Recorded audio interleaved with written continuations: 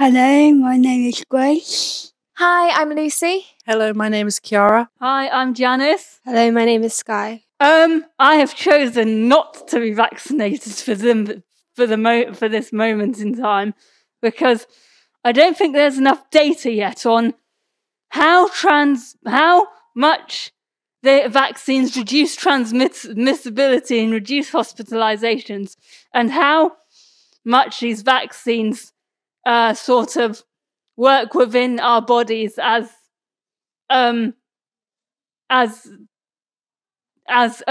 human beings, particularly as the female species, if that makes sense. They haven't dug down deep enough to suss all of that out yet, and to suss out just how good they are in effects at preventing the spread of the virus and stuff. And you can still get COVID and transmit it even if you've been vaccinated. So it's not like a magic bullet, whereas with other things, it kind of is more secure if you get it in time and stuff like that. I haven't been able to get vaccinated because I'm underage, so I'm not allowed to. But as soon as I'm able to, I'm getting it. The reason behind this is because it's not so much it's going to affect me, it's going to affect people around me. I know a lot of people are at high risk, so I want to make sure I protect them rather than myself. I have been vaccinated twice. So my experience there is quite interesting. I have chosen to be vaccinated. I've had my first vaccine, and I chose mainly because I work with a lot of vulnerable people. And like one of the ladies I work with has recently had a baby, and it's like I'm regularly going into her house, and I just want to be able to protect as many people as I can, like in whatever way possible. So I've chosen to, yeah. I've been vaccinated. I've had my first dose about 2 weeks ago, and I chose to be vaccinated because I was in a high-risk group anyway due to living in temporary accommodation. You obviously have quite a big mix of people coming in and out. And then also because somebody who I live with, he's got asthma and he can barely fight off a cold, bless him.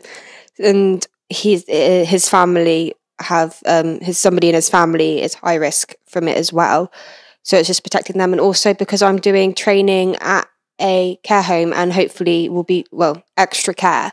And I'll hopefully be working in extra care or in a care home setting soon. And so it's just to protect the residents and the vulnerable people I'll be working with, because I'd feel really selfish deciding not to get the vaccine, being young and fit and fighting it off, and then passing it on to someone who was vulnerable who couldn't fight it off. When I had a ping on my phone from St Awful Healthcare Philarchy, I click on the little link thing and give loads of dates first and second time. But it was quite difficult. I pick which one and all this. Went there and everything was fine.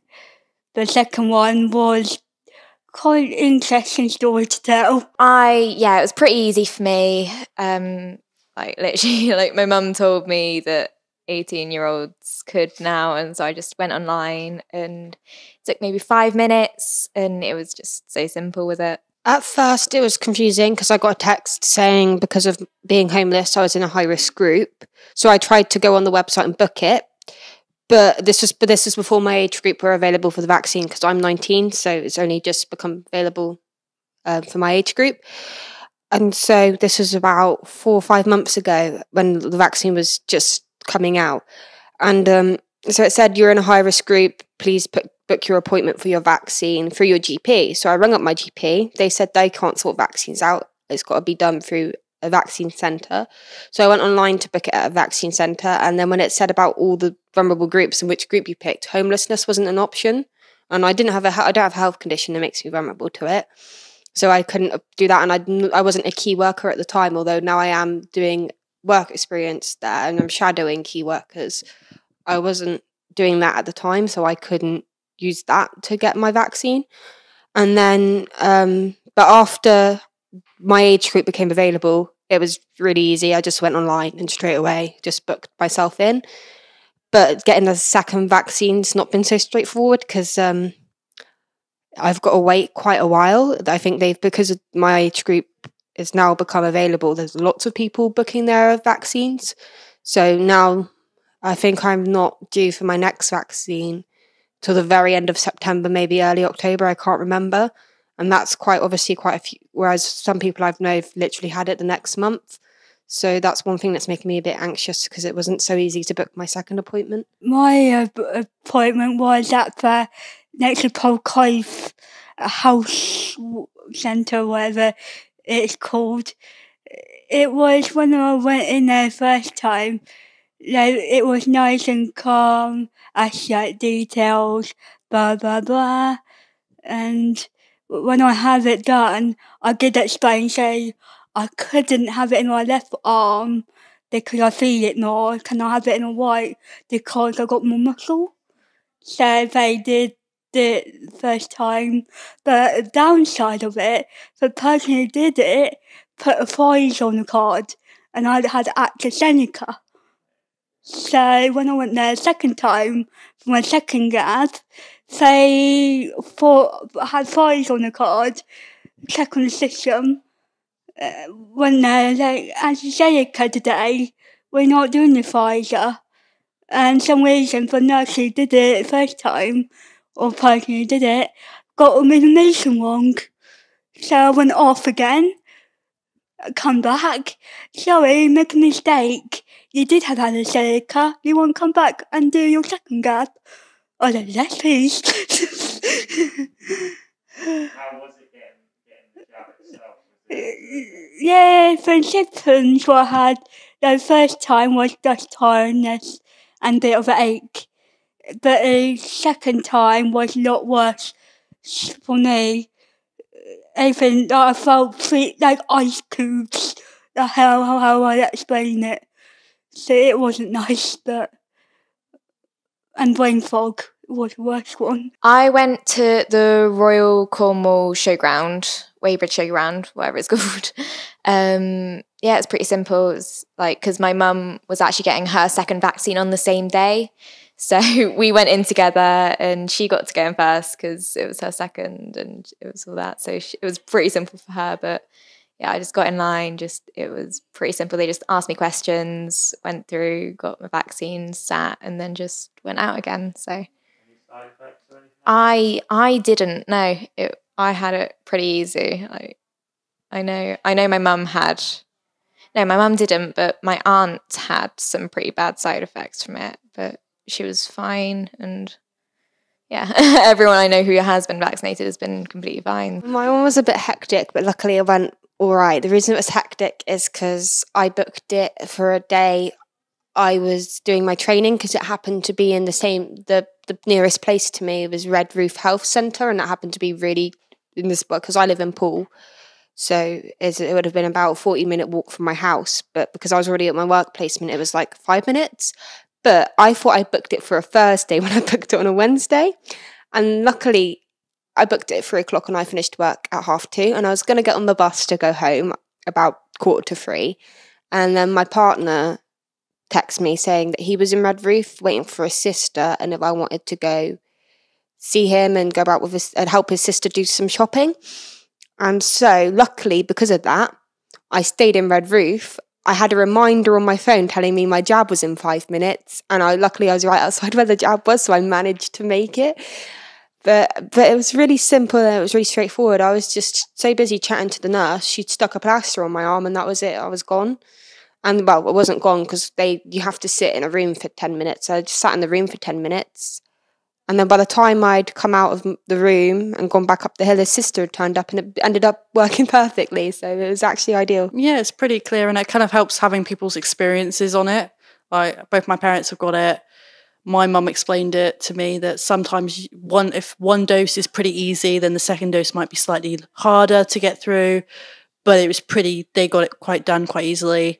And obviously I've spoken to other people. They've said they've just been tired. Some people have had a little bit more severe reaction, but it's pretty clear to me. I think what confuses people is all this misinformation of the vaccine, what it can do to you.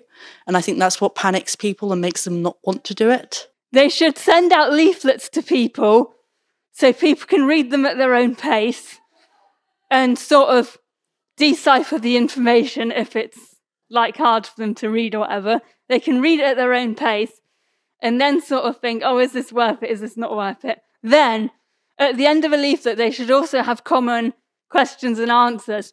And they should also have a telephone line where you can ask other questions that aren't sort of in the leaflet. And they should have all the information through these people, through these telephone lines. If thousands of people have had these vaccines, they should know by now how the average person, although everybody's different, but then again, with some things, you can almost say how the average person will react to it if it's a simple thing. But with vaccines, they're not that simple. But then again, if thousands of people have had them, which they have, they should still know how the average person will react to it.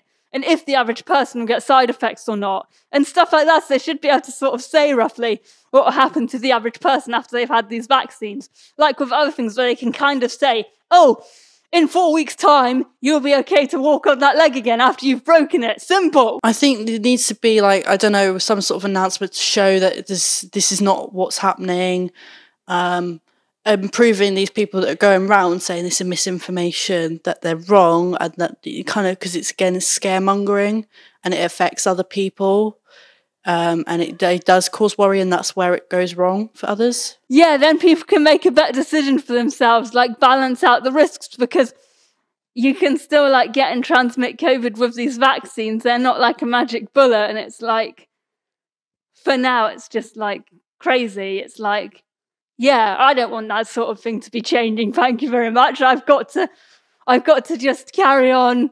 We've got to just carry on, obviously, still wearing masks, still social distancing, which I will be. And it's like, although they're lifting that all next week, but I'm still going to carry on wearing masks and social distancing because it just makes me feel more comfortable wearing a mask. Yeah, honestly, I just would have liked to know the side effects before I went in, like, or any possible side effects. And I think like people with like specific medical conditions that are able to get the vaccine, but it also could affect them in a different way. I think that'd be cool to know as well. Well, I think with my experience, the first time I was trying to get the vaccine as soon as I got my text saying, because I got a text saying you're in a vulnerable group. And I was like, no, I'm not. What are you talking about? Then I clicked on the link and it said because of homelessness, I was in a vulnerable group. But then when I went to book it online, that wasn't an option on the website and I couldn't book my vaccine. So I think they should have, the way they did that, they should have made it an option, because I was told, ring up your GP and book it for your GP. But my GP was having none of it. He didn't care that it was, well, the receptionist didn't care that it wasn't on the website, even though I got the text. They were just saying, you have to book it online, but I couldn't book it online. So I just went in this horrible circle for a few months until my age group became available. So I think that should have been a bit more clearer. But apart from that, it's been really clear. There's always all those fact checkers on Facebook because there's so many, I want to say, tinfoil hat, of like, you know what I mean? I've had somebody on my Facebook be adamant it's microchips in your arm, and it's not. Like, literally, I'd feel a microchip in my arm if it was. And trust me, that is just muscle and bone there. And yeah, so there's just so much stupid information on Facebook that I've just ignored. I come from quite a sciencey background anyway, so I've always learned to check things. Like, I read some of the research papers because I'm interested in research, and it was yeah, there's just so much stupid information. But that's obviously not the government's fault. That's people on Facebook and social media spreading what they heard their next door neighbour say and the person down the street say and that kind of thing. So yeah, it's just making that booking at the start of it. They should have made the booking process a bit more clearer because it was just too confusing, and I didn't end up getting my jab because of it until later on. When the process in the message came through and all this on the phone, on one of Wednesdays I had my health check last year or this year, whatever it was, 2020 some point on Wednesday, see my GP talk about COVID jab and all that. And then I'm on it next day, I had a message came through like the appointment. But yeah, I do agree with Sky, yeah, that social media definitely isn't a very good thing. Very negativity about a COVID jab, all this. I know. I see it on Facebook. I see it on TikTok. So it isn't very good. 100% not great. As someone that actually lives in a foyer, during lockdown, it's been quite isolating. So for me, just getting back to normal, if that means taking a vaccine, I'll go back to normal. I just want a normality. I haven't had been able to have my family round to see where I live. I've had different restrictions where I haven't been able to have anyone come over, which again is kind of very hard when you're living on your own. And I'm only 17, so I haven't had much experience living on my own before, so it was very isolating. And so for me, getting back to normal is quite a big deal for me. It's just, and I haven't been able to go to college properly. I've only been able to go one day a week since lockdown and COVID and all that. I just can't wait to go back 3 days a week where I can actually socialise with my mates, get to know them, get to know my actual tutors and all that. That's what I'm really looking forward to. I've missed it. I think it is the right decision because, number one, we cannot stay in our houses forever, because if we did that, we would get nothing done. No work would be done. If people who built houses, there'd be no houses for people to live in eventually. If road workers stayed at home all day, there'd be no maintenance done on the roads, and they would be in a more shambolic state than some of them are already in Cornwall, with potholes and whatnot everywhere. And just, if everybody stayed at home, everything would come to a collapse. Nobody would get anything done. And then it wouldn't be good for anyone. So it's like, we have to get out of our houses, move on, get the basics done face to face, like the basics done face to face sort of thing, and just like everything done, not pre-COVID obviously, because we'll never go back to pre-COVID, but if we have another sort of COVID type virus that springs up on us, I think the NHS should be better prepared. I think where possible, they should be able to put up a screen sort of around the patient or over the patient's face, if they can do that, if they can still get to where they're working to on the patient, like they do in caesareans, I guess. They should be doing that more often, I think, where if the patient wants that sort of service to keep them a bit safer, and particularly if the patient doesn't want to see what's going on or whatever, and they should get everybody wearing masks, and all of those people in the NHS and working in other clinics like that are not NHS, they should have also had their 2 vaccines ages ago. They should have all been put on the list as like the priority to get these vaccines. Then people can get their medical appointments done that need to get done, because with some things in life, I will be only using one option. And with some things, you've got to see a person whether you want to or not. So for me, getting back to normality, like this week we're going to do volunteering at Provus called Going for Fun. But unfortunately this week it's cancelled due to my boss had a ping on his app of a COVID app, so fortunately it's unfavorable. But yeah, definitely get back to normality, seeing my gold coach at the gold centre, out having phone call meetings. I prefer face-to-face more than anything. Human contact. I think we do need to get back that sense of normality, because it has been such a crazy time for everyone. And it is something we're going to have to keep living with. So I think we need to sort of start getting used to living with it. And like I am going to keep like social distancing and wearing masks for now, just like in supermarkets and like in crowded places. But for the most part, I think it is, it's pretty good to actually let everything go for now. I know that young people with special educational needs were struggling with rules and regulations for COVID. So I think it's really good now that they're deciding to lift everything, and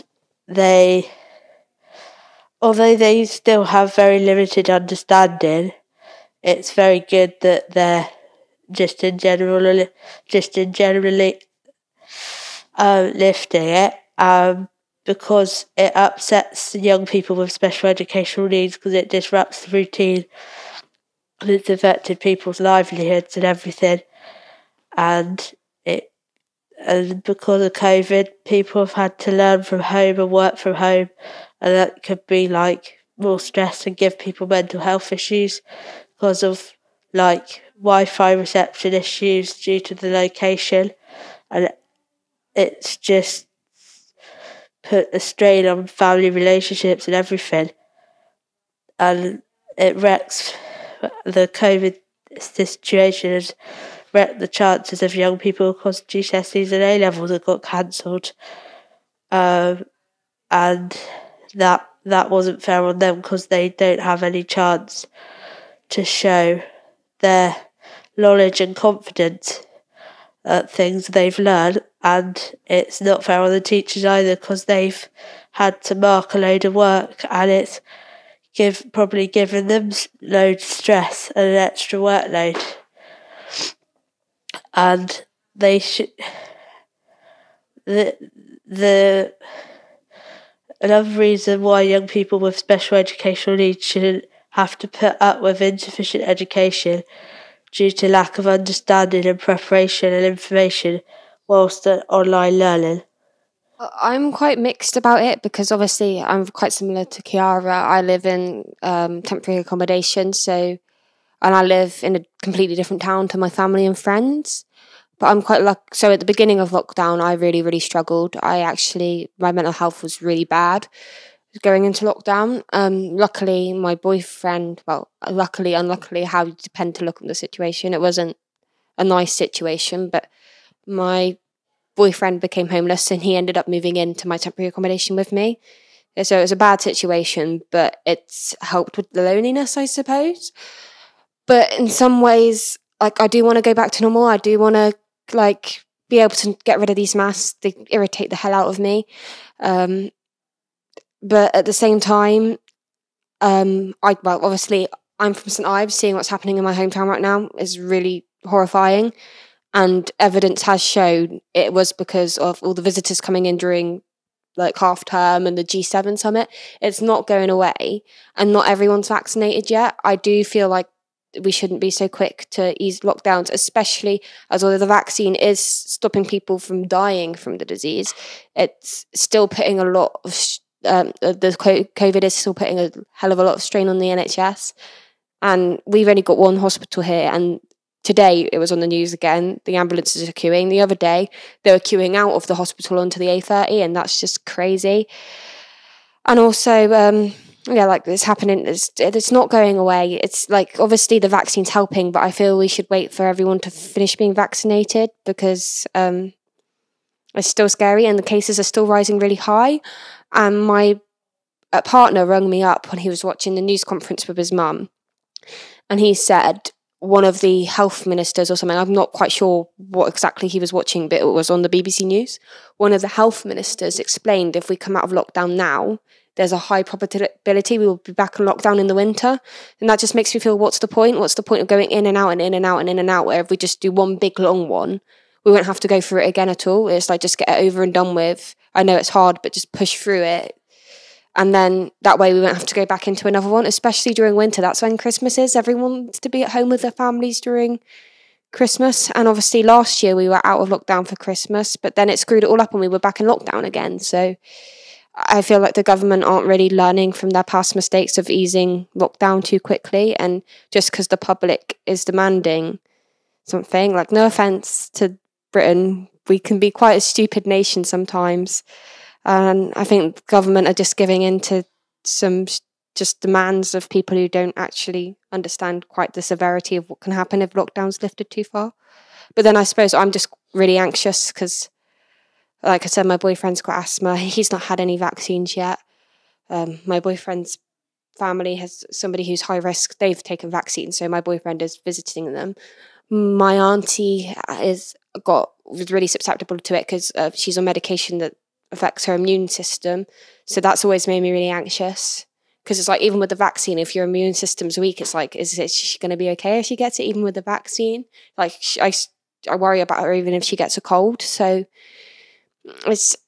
I'm just stressed that it's not actually gone away enough to bring it back up. But then I always worry over the negatives rather than the positives, so it might just be me being a proper hypochondriac. So I'm not sure. I'm mixed on it because I do want to go and see my friends. I want to go up and see my family because my family are in St Ives, but they're also in Scotland. I want to be able to go up and see my family in Scotland. I want to go abroad. I've never been abroad. I want to do all these things that I can't do because of the lockdown. But then at the same time, the lockdown's keeping us safe. Then we would be outside of lockdown, not completely safe. So I'm just mixed. Also, my mum is a teacher, like she's a primary school teacher, and I know she suffered a lot with all of the workloads and everything. And it's like, and when like people are saying like, oh, schools should be open like over summer and everything, she's just like, no, that's my time to take a break. Like, I have not had a break these whole 2 years. This is my time to actually relax and take a breather and actually absorb everything that's happened, because she hasn't had that time. And my brother also, he's just finished year 11. Like that was this year. And he's suffered a lot with like, his mental health has gone a bit down the drain because he hasn't been able to see his friends and he hasn't been able to do all that stuff, and he hasn't been in a routine, and that has really, really messed with him. And it's like he's missed his prom and like his mates, and like I know they're a bit gutted about that. So I'm actually trying to like sort of organise them a little mini prom for them, and like when the restrictions lift, because I just think that would be really good for them, because that would actually really help them, because it is like a final goodbye to sort of like their childhood and like all of that stuff. And I just think they sort of need it just to be able to move on to the next stage of their life. With other things, they send out leaflets, and I find that really useful because you can read it at your own pace. It says in the leaflet how whatever the leaflet is sort of describing works, and it says the risks and benefits in the leaflet, and then you can make your own decision whether to sort of go for it or not. So I think the COVID vaccines, they should send out a leaflet with all of that information in somehow, and with side effects and with whatever else in there, and just like with whatever else in there that people would want to know. And it should also have a helpline so people can ring and ask additional questions if they think of them before they sort of decide whether to go for the vaccine or not. And they should also have no, you wouldn't need someone to do that, because that's just I was going to say something, but then it's just a needle going in your arm, so you wouldn't need someone by your side holding your hand necessarily, unless you're really scared of needles, I guess. I think one of the questions I have is, obviously there's like all these new variants, and that's really like what happens if, yeah, it's all well and good if we all get vaccinated, but what happens if there's like, I'm not sure if it's just lack of me researching it, but what happens if like another new variant comes, and are we going to be back into lockdown because the vaccine won't deal with that, or is the vaccine capable of dealing with all the different variants? I've not looked into that, so it might just be me being stupid. There might be answers out there already for that question, and I don't have. I've got Freeview, but it's not plugged in. Our Xbox is plugged in instead, so I don't really watch the news or anything like that. So I might have just missed that information out, but that is something that I would, if it has been talked about on the news, I've not seen it on social media or anything, so I feel that there should be a bit more information on that that's easily accessible for people who don't watch the Corona conference or whatever it's. See, I don't even know what it's called on the TV, but when Boris Johnson and whoever the health secretary is now does their like talk on the TV, if they've mentioned it, then I've not heard about it. So it would be good to have some more information on that.